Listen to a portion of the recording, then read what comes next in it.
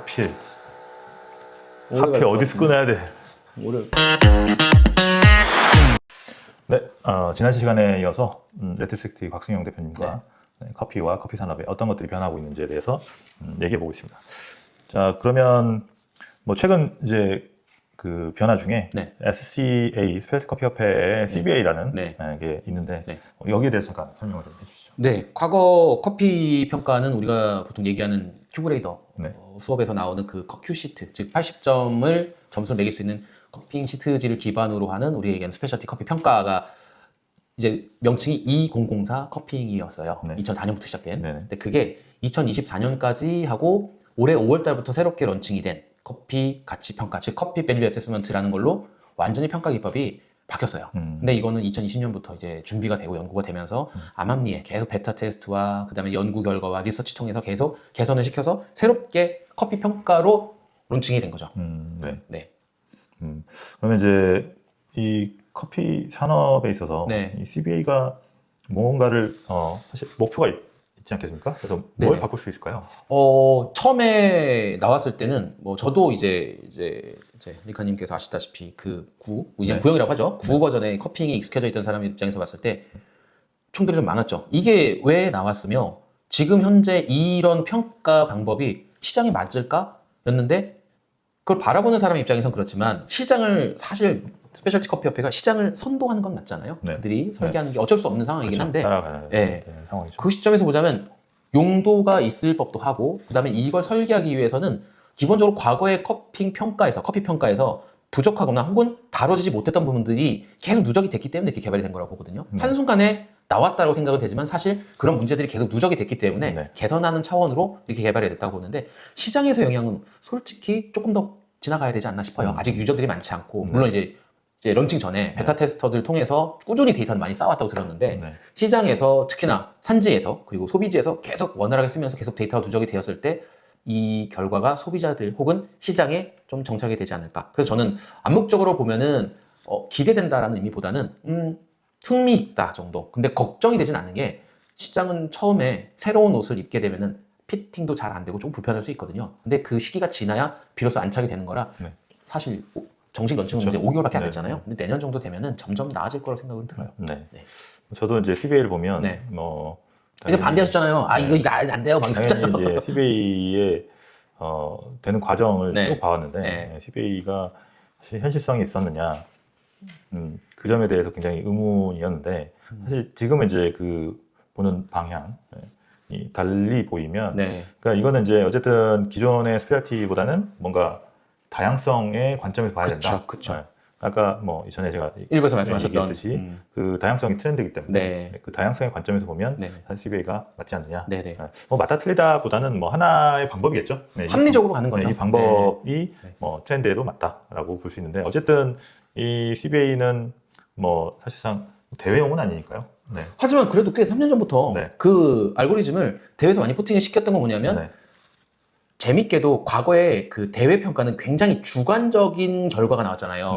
대신에 그 주관적인 결과를 최대한 객관적화 시키려고 하는 워크숍을 통해서 심사위원들이 3일간 트레이닝을 거쳐서 나오긴 했는데 저는 이게 대회 쪽에 포팅이 된 걸 보고 사실 심사위원의 트레이닝이라는 부분보다 객관적인 지표에 대한 부분을 넣었다는 것 자체에 대해서 대회에서 선수들이 좀 더 의지할 수 있는 그 평가 포지션이 좀 더 많아졌다는 생각이 들어요. 이거 표준이니까 요것대로만 하면은 대회에서 내가 시연할 수 있는 부분에 어느 정도는 해결이 되겠다. 예전 같으면은 심사위원의 취향에 따라서 결과가 바뀔 수 있는 부분이 컸는데 대표적으로 제 지인 중에 한 분이 대회 나갔다가 그 커피가 위스키 배럴 에이지드 된 커피가 있었거든요. 근데 그때 디브리핑을 들으면서 나는 술을 싫어하니까 이 느낌이 나서 감점이 있었어요. 사실 심사에서는 그게 내가 좋고 싫고가 들어가면 안 되잖아요. 근데 그런 부분이 사실 굉장히 심사위원의 그 자격이 결여된 정도의 수준이었는데 커피 가치 평가라는 부분의 일부가 평가로 들어가면서 그것들이 그 커피가 가진 특징이고 선수가 그걸 커피가 가진 특징으로서 심사위원에게 제안을 한다면 심사위원들은 그걸 오케이를 해줘야 되는 부분이거든요. 근데 이런 부분들이 적용이 되는 거 보고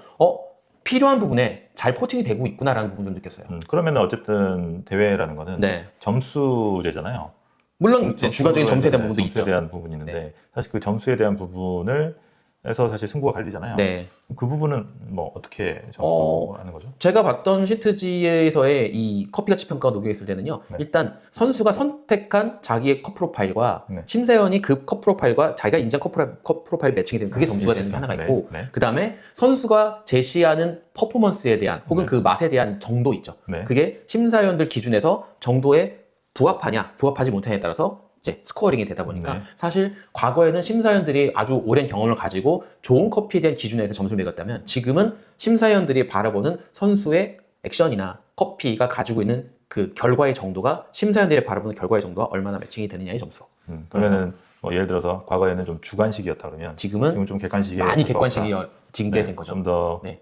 그렇다 보니까 좀 더 객관적이 됐다. 네네. 근데 이제 그런 부분에서 사실 보면은 예전에는 그 주관적이라는 부분이 있긴 하지만 심사위원의 역량이 굉장히 의존도가 높았어요. 네. 근데 그 심사위원이 검증이 되지 않은 심사위원들이 들어오게 되면 결과가 신뢰도가 떨어지잖아요. 그렇죠. 근데 이제 커피 가치 평가의 일정 부분들이 평가 폼으로 들어오게 되면서 사실 심사위원들이 가지고 있는 그 능력에 대한 부분의 의존도보다 트레이닝이 되어서 표준적인 것들만 걸러내줘도 되는 정도의 수준 평가만 되면은 사실 예선 정도에서는 크게 문제 없이 네. 선수의 시연 완성도를 평가할 수 있게 된 거죠. 네. 의존도가 조금 낮아졌다? 제 개인적으로 생각이 그래요. 좀 낮아졌다라는 게 그렇다고 심사위원들 퀄리티가 낮았다는 말씀을 드리는 건 네. 아닌데 그러다 보니까 선수 입장에서 훨씬 더 좋죠. 네. 네네. 그러면 뭐 예선 같은 경우는 객관식으로 이제 본선, 결선 같은 경우는 좀 더 주관적인 네, 것들이, 그리고 이제 네. 리미트를 좀 더 올리거나 하는 이제 심사위원의 실력들이 네네. 좋기 때문에 물론 그 외에도 더 그쪽은- 많은 부분들이 있기는 한데 네. 최근에 저는 심사를 잘 하지는 않았어요. 네. 심사를 뭐 제가 얼마나 능력이 대단해서 하겠냐라는 것도 있지만 기본적으로 심사를 하고 싶어하는 사람들도 많이 있는데 네. 기존에 오래 하셨던 분들이 그 자리에 차고 있는 거 별로 좋아하진 않거든요. 네. 뭐로 이렇게 오래 하고 있어요? 왜냐면 계속 네. 피는 갈려야 돼요. 그럼 네. 이제 커피 시장에서도 젊은 사람들, 특히 새로 들어온 사람들 중에도 잘하는 분들이 있다면 그분들이 계속 기회를 줘서 시장이 네. 계속 신선하게 돌아가야 된다는 네. 생각이 들어서 저 오래 하신 분들 좀 그만했으면 좋겠어요. 그럼 뭐 냄새납니다 사실. 네. 네. 알겠습니다. 자, 그다음에 그러면 이제 최근에 이제 큐그레이더 네. 얘기 잠깐 드리면 네네. 큐그레이더 바뀌었죠. 네. CBA 베이스 큐그레이더가 됐는데 네.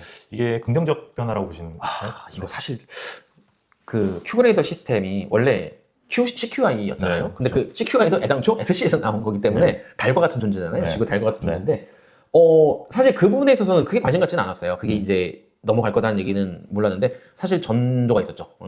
그 네. 니카님께서 활동하시는 COE도 네. 시당초 CV에서 가장 먼저 네. MOU를 네, 맺었던 MOU 것도 네. 그렇고 그럼 뭔가 바뀌긴 할 텐데 버릴 줄 알았는데 사실 Q 시스템의 거의 절반을 가져온 상태가 되다 보니까 네. 지금의 큐그레이더는 과거의 큐그레이더하고는 조금 양상이 다른 것 같아요. 아시다시피 그렇죠. 네.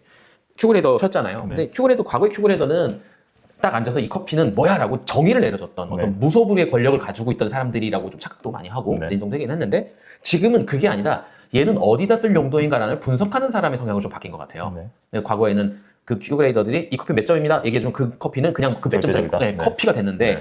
그 권력의 가장 맹점은 당신이 어떤 실력으로 그걸 그렇게 냈을까라는 검증의 과정이 안 보였어요. 그러니까 그래 너가 그 점수라면 그 점수 하지만 난 아니야. 점수에 대한 신뢰도가 굉장히 하락을 했었는데 네. 거기에는 아시다시피 네. 대한민국에 엄청나게 많은 큐그레이더들 남발되는 교육의 문제점도 있기는 했는데 그렇죠. 이번에 시스템이 커피 가치 평가라는 새로운 평가 기법이 완전히 가운데 메인으로 자리 잡고 기존의 큐그레이더 시스템에서 있던 그레이딩, 그린 그레이딩이 일부 들어오고 그 다음에 우리가 알고 있는 이제 맛에 대한 미각 기준에 대한 몇 가지 트레이닝이 되면서 네. 토수가 바뀌면서 자연스럽게 애널라이저가 된 것 같아요. 분석가처럼 바뀐 것 같아요. 네. 이게 분석을 한다는 얘기는 결과가 어떻게 나왔다지 이게 뭐다라는 정의 내리지 않는 포지션인 거죠. 네. 그래서 사실 저는 개인적으로는 이전에 비해서 그 무소불위의 권력은 없어졌지만 확실히 커피 전문가의 영역에서 절대적이지 않은 석석들이 그 커피를 바라보는 좀 퍼포먼스가 있는 사람? 네. 요 포지션도 좀 바뀐 것 같아요. 네.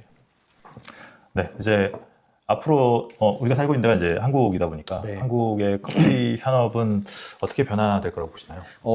이전 사실 커피 가치 평가라는 게 절대적인 위치를 가지고 있는 건 아닌데 네. 시장을 바꾸는 계기가 된 거는 맞는 것 같아요. 네. 그리고 그게 이제 안착이 되는 내년 정도부터 이제 그 느낌이 좀 오지 않을까 싶은데 과거에는 좋은 커피, 내가 먹은 좋은 커피와 내가 싫어하는 나쁜 커피의 이 이분법적인 개념보다는 내 취향의 커피를 찾는 이 시장이 즉 다양성을 좀 더 가치를 두는 시장이 나오지 않을까 이렇게 네, 예측이 돼요. 네, 네. 이제 더 이상 싼 저가 커피라는 것도 이제 의미가 없어지고 네. 아시다시피 생두 가격이 계속 오르니까 네. 더 이상 싼 커피는 커피라고 부르기 힘들 정도의 커피가 아닌 이상에는 대부분의 커피는 가격이 오르면서 품질은 더 좋아질 거고요. 네. 사실 지금 대기업들이 바라보는 커피에 대한 퀄리티는 예전하고 전혀 달라요. 그러다 네. 보니까 커피가 다양해진 만큼 소비자 취향도 다양해지고 다양해진 소비자 취향은 존중되어야 된다면 시장은 이전하고 다르게 좀 넓어질 것 같아요. 네네. 네, 그런 식으로 보자면 이제 이후에 이제 뭐 오늘 이후가 아니더라도 어느 시점 이후부터 커피를 새로 시작하려고 하시는 분들이나 시장에서 커피 사업을 하시려고 하는 분들은 더 이상 스페셜티 커피라는 건 더 이상 의미가 없어지지 않을까. 네. 개념은 그냥 뭐 가져갈 수 있는 있죠. 거고. 네, 네. 네. 하지만 굳이 거기에 얽매일 필요는 없다. 나만 스페셜한 커피 찾는 건 아니거든요. 옆집도 다 스페셜이에요. 그렇다면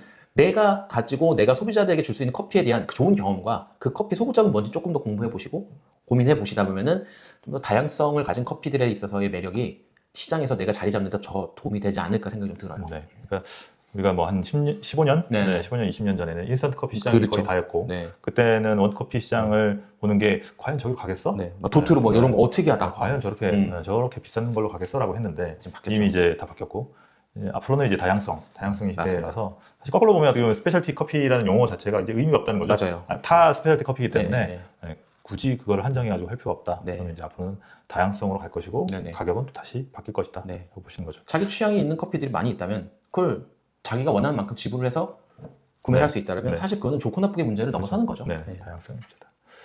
있습니다. 자, 현재 글로벌 경기가 참 안 좋습니다. 네. 네, 앞으로 한동안 한국도 계속 좀 안 좋을 것 같은데 뭐 항상 그랬듯이 이제 잘 견뎌내셔야죠. 네. 내용 좀 무겁습니다. 네, 네, 네네. 네.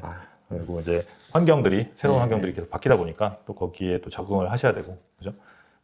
커피뿐만 아니고 뭐 다른 분야도 마찬가지지만 네. 새로운 것들에 특히 요즘 AI, 무섭습니다. AI에 적응을 해야 된다. 네. 멀리 하는 게 아니고 그래야만 여러분들이 이제 성공할 수 있는 네. 어떻게 보면 요즘 기본이 돼버렸어요. 툴들이 좋아지니까요. 네. 이제 정보가 가지고 있는 가치를 비교하는 게 의미가 아니고요. 얼마나 명확하게 정보를 추려낼 수 있는지가 더 중요한 것 같아요. 네네. 그래서 뭐 카페 같은 경우도 자동화, 네. 네. 뭐 공장도 자동화. 네. 로스팅은 AI가 들어간 자동화를 네. 지금 계속 개발이 되고 있다고 들었어요. 네. 그러다 보니까 좀 더 여러분들은 이 산업의 끝단으로 계속 네. 가야 될 것 같다라는 생각이 듭니다. 어쨌든 항상 이제 귀를 여시고 네. 새로운 시대를 받아들이셔서 네네. 꼭 성공하시길 바랍니다. 네. 지금까지 니카였고요. 좋아요, 구독, 알림 설정 부탁드립니다. 감사합니다. 감사합니다.